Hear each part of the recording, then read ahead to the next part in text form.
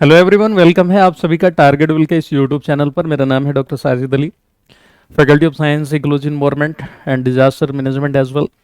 तो चलिए शुरू करेंगे हम आज की ये क्लास। और इस क्लास में हम लोग कुछ इंपॉर्टेंट क्वेश्चंस को डिस्कस करेंगे। जो लोग चैनल पर न्यू हैं चैनल को सब्सक्राइब कर लेना और ज़्यादा से ज़्यादा लोगों को शेयर करवाइएगा, सब्सक्राइब करवाएं चैनल को। एक्चुअली मेरा इस चैनल को बनाने का मकसद यही है कि ज़्यादा से ज़्यादा मैं वीडियो उन लोगों के लिए बना सकूं जो कोर्स परचेज नहीं कर पाते हैं, वो यहाँ पर अपनी कुछ ना कुछ प्रैक्टिस कर लें ताकि वो भी क्या है एग्ज़ाम क्लियर करके अपनी ज़िंदगी में कुछ अच्छा कर सकें। तो चलिए आज का जो पहला सवाल है वो है what is the main source of chlorofluorocarbon in the ozone layer depletion. Ozone परत के क्षरण में क्लोरोफ्लोरोकार्बन का जो मुख्य स्रोत है वो क्या है। अगर ये वीडियो आपको अच्छी लगे तो वीडियो के आखिर में कमेंट बॉक्स में अपने कमेंट ज़रूर दीजिएगा, जिससे मेरी हौसला अफजाई होती है ताकि मैं इसी तरह की और वीडियो लेकर के आता रहूं। तो ओजोन परत के क्षरण में क्लोरोफ्लोरोकार्बन यानी जो CFCs होते हैं वो उनका सोर्स क्या है। CFCs मतलब क्लोरोफ्लोरोकार्बन, क्लोरोफ्लोरोकार्बन्स। आजकल तो खैर जहाँ से क्लोरोफ्लोरोकार्बन जनरेट होते हैं उनको बंद ही कर दिया है, क्योंकि जो क्लोरोफ्लोरोकार्बन है ये ग्रीन हाउस गैस में भी रोल प्ले करते हैं 14% अराउंड, 14% के आसपास। और उसके अलावा ये ओजोन डिप्लीशन में भी इनका बहुत बड़ा रोल होता है और ये बहुत ही हार्मफुल है एनवायरनमेंट के लिए। तो ये कहाँ से निकलता है? ट्रीज से, वृक्ष से, या फिर रेफ्रिजरेटर, जो रेफ्रिजरेटर होते हैं वो, या फिर जो है कंटामिनेटेड वाटर, दूषित जल, या फिर जो है केरोसिन। तो जो फ्रीजर वगैरह होते हैं, रेफ्रिजरेटर, एयर कंडीशनर, इन सब में जो भी कूलिंग करने वाली चीज़ें थी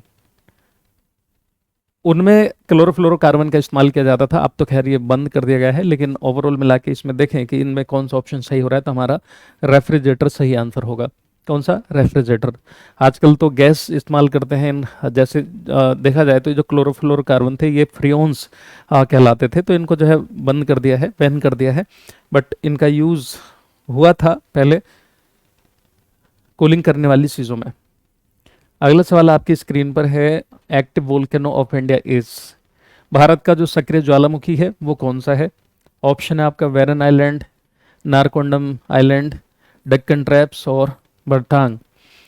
ऐसे क्वेश्चन आपके ज्योग्राफी में भी आते हैं, इकोलॉजी इन्वायरमेंट में भी आते हैं, EVS में, इन्वायरमेंटल स्टडीज़ में, तो आप समझते हुए चलेगा। तो कौन सा है? तो देखिए भारत का जो एक्टिव वोल्केनो है वो कौन सा है? वेरन आइलैंड है, जो अंडमान निकोबार साइड में है। और ठीक है, तो ये जो है हमारा क्या है? बैरन आइलैंड है। और इसमें अगर देखें तो ये क्या है? एक्टिव वोल्केनो है।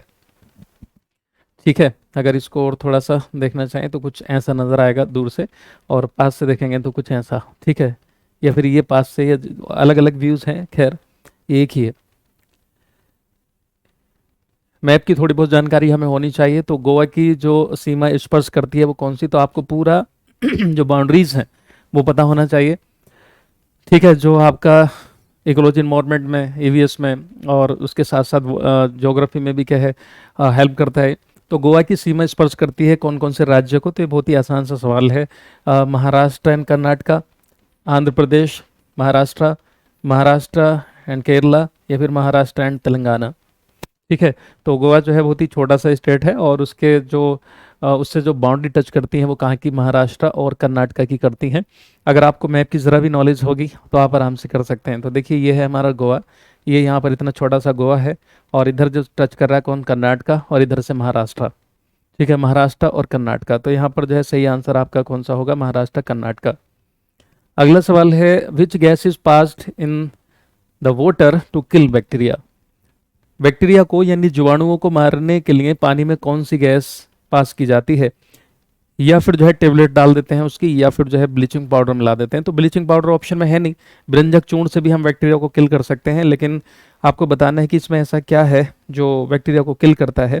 तो आपने सुना होगा कि क्लोरीन की हम टेबलेट डाल देते हैं, जिससे क्या होता है कि बैक्टीरिया मर जाते हैं, या हम क्लोरीन गैस को पास करा देते हैं। ब्लीचिंग पाउडर में भी क्या है, जो ब्रंजक चूर्ण होता है CaOCl2, जिसको कैल्शियम ऑक्सीक्लोराइड बोलते हैं, इसमें भी अगर देखा जाए तो क्या होता है? क्लोराइड का ही कंपाउंड है ये। ठीक है, तो क्लोरीन जो है वो किसको? जम्स को मारती है, खास करके बैक्टीरिया को। अगला है नारकोटिक्स इज। अब देखो नारकोटिक्स एक डिपार्टमेंट भी है। नारकोटिक जो है ना, जैसे NCV नारकोटिक कंट्रोल ब्यूरो। ठीक है, तो नारकोटिक का मतलब क्या है जो एनसीईआरटी में आपका दिया हुआ है? आर्टिफिशियल शुगर, कृत्रिम चीनी, नेचुरल शुगर, प्राकृतिक चीनी, सिल्क यानी रेशम, या फिर ड्रग। तो देखिए जो नारकोटिक है, ड्रग के लिए हम जो है यूज़ करते हैं इस वर्ड को, और जबकि देखा जाए तो नारकोटिक्स डिपार्टमेंट भी होता है जो उन चीज़ों पर रोक लगाता है, जो नशीली दवाइयाँ होती हैं जिनसे हार्मफुल इफेक्ट आते हैं बॉडी पर, उनको रोक लगाने के लिए है। तो आप इनको जो है इस तरह से समझ लेना कि ये नारकोटिक जो वर्ड है 3-4 जगह एनसीईआरटी में आया है और इसका मतलब जो है वो लिखा होता है ड्रग। तो ठीक है, हम ड्रग कर देंगे। और नारकोटिक्स का मतलब क्या है? एक डिपार्टमेंट भी होता है जो नशीली दवाइयों पर क्या है रोक लगाता है। जैसे एनसीबी है, national sorry narcotic control bureau.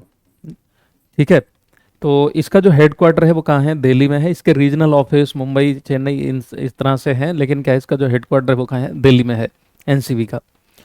ठीक है, चलिए अगला है which of the following is cane sugar? निम्नलिखित में से कौन सी गन्ने में पाई जाने वाली शर्करा है? ओके, तो आपको सिंपल सा बताना है। ऑप्शन है आपका ग्लूकोज, दूसरा है फ्रक्टोज, या फिर देन सुक्रोज, या फिर लैक्टोज। तो ये आपने न्यूट्रिएंट्स भी पढ़े होंगे, जो एनर्जी प्रोवाइडिंग न्यूट्रिएंट्स होते हैं कार्बोहाइड्रेट, क्योंकि एनर्जी प्रोवाइडिंग न्यूट्रिएंट 3 ही होते हैं, कार्बोहाइड्रेट, प्रोटीन और फैट। बाकी जो आपके विटामिन्स हैं, मिनरल्स हैं, एंजाइम्स हैं, डाइटरी फाइबर्स हैं, वो सब क्या है ज़रूरी हैं, इक्वली इंपॉर्टेंट है, लेकिन उनसे एनर्जी हमें कोई नहीं मिलती। बट उनके बिना एनर्जी नहीं मिलती। क्यों? क्योंकि ये सब का भी जो डाइजेशन है, कार्बोहाइड्रेट का, प्रोटीन, फैट का, उन सब का एब्जॉर्प्शन और उनको बॉडी में लगना, वो सारा जो है उन्हीं की वजह से होता है। तो यहाँ पर आपको बताना है कि गन्ने में पाई जाने वाली जो शुगर है वो कौन सी है। तो आपका आंसर होगा सुक्रोज। सुक्रोज जो है एक्चुअली डाइसैकेराइड होती है, और सुक्रोज में 2 मोनोसैकेराइड होती हैं। एक तो इसमें होता है ग्लूकोज, ग्लूकोज और प्लस फ्रक्टोज। दोनों का फॉर्मूला ग्लूकोज का फ्रक्टोज का सेम है, C6H12O6। तो ग्लूकोज और फ्रक्टोज मिलकर के क्या बनाती हैं? सुक्रोज। तो गन्ने में पाई जाने वाली जो शुगर है उसका नाम क्या होता है? सुक्रोज। ग्लूकोज जो है वो मोनोसेक्राइड है, और ठीक है मोनोसेक्राइड है ये, जो है जो मीठी चीज़ें होती हैं उनमें रहता ही है ना। अब जैसे यहाँ पर मैं बात करूँ फ्रक्टोज, फ्रक्टोज जो है वो फलों की मिठास जो होती है फ्रक्टोज की वजह से होती है, इसको फ्रूट शुगर भी बोलते हैं। और जितनी भी प्राकृतिक शर्कराएं हैं उनमें सबसे ज़्यादा मीठी है तो कौन है? फ्रक्टोज है। आर्टिफिशियल में देखें तो एलिटेम होती है, एक एलिटेम आर्टिफिशियल शुगर है जो नॉर्मल शुगर सुक्रोज को हम बोलते हैं आमतौर पे, इसके कंपेयर में 2000 गुना ज़्यादा मीठी है। एक नाम सुना होगा आप लोगों ने, सैक्रीन। सैक्रीन आर्टिफिशियल यानी मैन मेड, ह्यूमन मेड, कृत्रिम शर्करा है जो सुक्रोज से 550 गुना अधिक मीठी होती है। एक होती है जैसा आपने सुना होगा एस्पार्टेम, एस्पार्टेम जो है लगभग 200 गुना ज़्यादा मीठी होती है सुक्रोज से।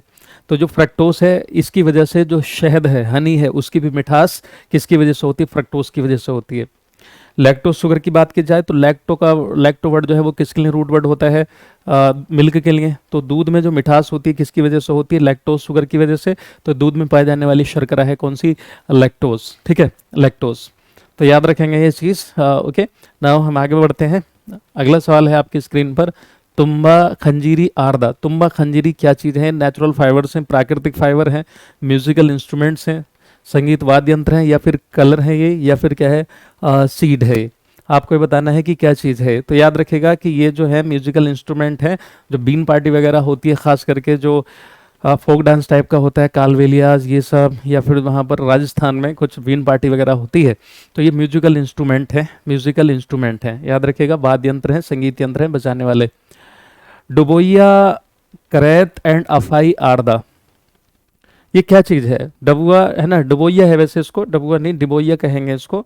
ठीक है, डुबोइया का ओके, देन करैत है ओके, और अफाई क्या चीज़ है? फिशेस यानी मछलियां हैं, मछलियों का वर्ग है। स्नेक यानी सांप है ये। लिजर्ड यानी छिपकलियां हैं, या फिर जो है क्या है? शीप से ये भेड़ है। तो आपको बताना है क्या है ये, तो आप यहाँ पर बताएंगे। सही आंसर है आपका क्या? ये स्नेक है यानी सांप है। क्या है? सांप है। और भारत में 4 ही प्रजातियां हैं जो सांपों की पाई जाती हैं जो खतरनाक है, जैसा आपका कोबरा हो गया। कोबरा, देखिए कोबरा अगर मैं यहाँ पे रख देता तब तो आप समझ ही जाते, लेकिन अभी भी समझ गए होंगे, आपने एनसीईआरटी में पढ़ रखा होगा। तो डुबोइया, करैतर, अफाई और कोबरा, ये 4 प्रकार की ही जहरीली प्रजातियां, विषैली प्रजातियां भारत में पाई जाती हैं। और दुनिया में जितने भी सांप हैं उनमें से आपने पढ़ा होगा 10% ही जहरीले हैं, विषैले हैं, 90% तो ऐसे ही घूम रहे हैं हवाबाजी में डराने के लिए। तो उनमें जहर नहीं होता। और सांप का भी जो जहर होता है देखा जाए तो 3 तरह का होता है, 3 तरह का जहर होता है सांप में। एक होता है न्यूरोटॉक्सिक, जो हमारे नर्वस सिस्टम पर अटैक करता है, तंत्रिका तंत्र पर, है ना, काटते ही सुध बुध नहीं रहती, इंसान की कॉन्शसनेस का खत्म होने लगती है, चेतना खत्म होने लगती है। दूसरे होते हैं हीमोटॉक्सिक सांप, जो हमारे ब्लड पे असर करते हैं, ब्लड का पानी बनाते हुए चलते हैं और खून की नसों को गला देते हैं। कुछ हिस्सा बॉडी का कटवाना पड़ता है अगर ऐसे सांप अटैक करते हैं तो, क्योंकि सड़ने लगती है बॉडी का उतना हिस्सा। उसके अलावा एक होता है मायोटॉक्सिक सांप, जो मायोटॉक्सिक जहर जिनमें पाया जाएगा, वेनम बोलते हैं वैसे, एनिमल के जहर को हम वेनम बोलते हैं, स्नेक वेनम। तो इसमें जो खोखले दांत होते हैं उनको हम फंक्स बोलते हैं। फंक्स के जरिए हमारी बॉडी में किसको, पॉइजन को, यानी पॉइजन नहीं बोलेंगे, वेनम बोलेंगे, उसको एंटर कर देता है बॉडी में। और इनकी जो ग्लैंड्स होती हैं, जो ग्लैंड होती है मुंह में जिसमें पॉइजन होता है, ओके, जिसमें वेनम होता है, उसको हम बोलते हैं वेनमस ग्लैंड बोलते हैं, वेनम ग्लैंड। तो वो जो हमारे सलाइवरी ग्लैंड्स होती हैं 3 जोड़ी, पैरोटिड होती हैं एक जोड़ी, तो दूसरी होती हैं सब मैंडिबुलर, तीसरी होती हैं सब लिंगुअल। तो जिनमें पैरोटिड ग्लैंड होती हैं, जो हमारे होती हैं, यहाँ होती है ना पैरोटिड ग्लैंड, तो वो इनके कैसी बन जाती हैं, वो विषैली हो जाती हैं, मतलब उनमें वेनम बनने लगता है, जहर बनने लगता है, जहरीली होती हैं। तो उसके जरिए हमारी बॉडी में छोड़ देते हैं। ठीक है, तो स्नेक जो है, ठीक है, 4 ही प्रकार के। अब देखिए ये है आपका रसल वाइपर, ठीक है, ये आपका देखिए ना खतरनाक टाइप के हैं सांप, है ना, करैट टाइप का है। तो which of the following is known as the queen of the cereal. आपको बताना है जो अनाज की रानी है वो किसे कहा जाता है। चने को कहा जाता है, वीट को कहा जाता है, राइस को कहा जाता है, कॉर्न को कहा जाता है। जो सोशो इकोनॉमिक टाइप की चीज़ें हैं, फूड वगैरह से रिलेटेड है ना, स्टेपल फूड है, वो सब आपने पढ़ा होगा। तो यहाँ पर जो अनाज की रानी कहा जाता है वो किसको बोलते हैं, कॉर्न को बोलते हैं, मक्का को बोलते हैं। एक्चुअली इसके ऊपर जो इसका भुट्टा होता है ना, तो उसके अंदर ये पैक्ड रहता है, देन इसमें हेयर जैसे नज़र आते हैं, तो इसलिए जो है इसको बोल दिया। ठीक है, इतना से। तो सीरियल की रानी इसको कहा जाता है। आपने पढ़ा होगा कि जो फलों की रानी होती है लीची को कहा जाता है, फलों का राजा आम हो गया। और फिर जो है वो सब आप पढ़ते हैं ना, वेजिटेबल में कौन होता है, आलू होता है, किसी के भी साथ एडजस्ट कर लेता है, चाहे भिंडी क्यों ना हो, भिंडी नहीं हो तो किसी के साथ भी एडजस्ट कर लेगा, है ना, सबके साथ। अगला है juice in our stomach is, हमारे पेट में जो रस है बनता है, वो जिसको हम गैस्ट्रिक जूस बोलते हैं, अमास रस बोलते हैं, वो उसमें उसका नेचर कैसा होता है, एसिडिक होता है, बेसिक होता है, न्यूट्रल होता है, या सोल्टी होता है। तो आप सब जानते हैं कि लगभग 1.2 टू 1.7 लीटर, यानी लगभग लगभग 1.5 लीटर हमारे पेट में एक दिन में अमाशय रस बनता है, गैस्ट्रिक जूस बनता है, जिसमें थोड़ा सा क्या रहता है, हाइड्रोक्लोरिक एसिड रहता है, अम्ल रहता है। ठीक, तो जाहिर बात है कैसा नेचर हो जाएगा, अम्लीय हो जाएगा, अम्लीय, क्योंकि हमारे पेट में रहता है हाइड्रोक्लोरिक एसिड, हाइड्रोक्लोरिक अम्ल रहता है। अगला है काला हार्डी। ठीक है, काला Hardy is the district of, Kalahandi किसका जिला है। जब आप सोशो इकोनॉमिक वाली चीज़ें पढ़ते हैं एनवायरनमेंट में तो आपने इसके बारे में पढ़ा होगा।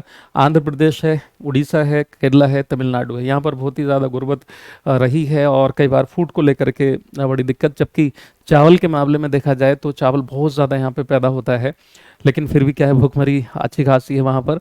ओके, तो जो है कहाँ पर है, उड़ीसा में। कहाँ पे, उड़ीसा का डिस्ट्रिक्ट है।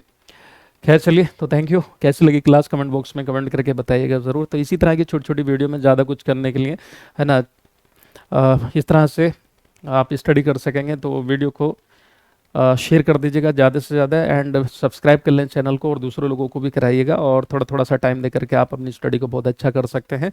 मिलते हैं अगली क्लास में कुछ नए सवालों के साथ। ऐसे ही एक दिन साइंस, एक दिन जो है ये ईवीएस, है ना, इस तरह की क्लास हम करते रहेंगे। देन साइंस एंड टेक्नोलॉजी का भी पोर्शन, देन इकोलॉजी इन्वायरमेंट जो थोड़ा हायर लेवल का है वो हम लेकर के आते रहेंगे। देन उसके अलावा डिजास्टर मैनेजमेंट भी हम पढ़ना शुरू करेंगे। तो अभी के लिए इतना, मिलते हैं अगली क्लास में। कमेंट बॉक्स में कमेंट करके बताइएगा ज़रूर, एंड वीडियो को ज़्यादा से ज़्यादा शेयर करिए ताकि चैनल ग्रो कर सके और मुझे हौसला अफजाई मेरी हो सके। तो अभी के लिए इतना, जय हिंद, जय भारत, बाय, टेक केयर।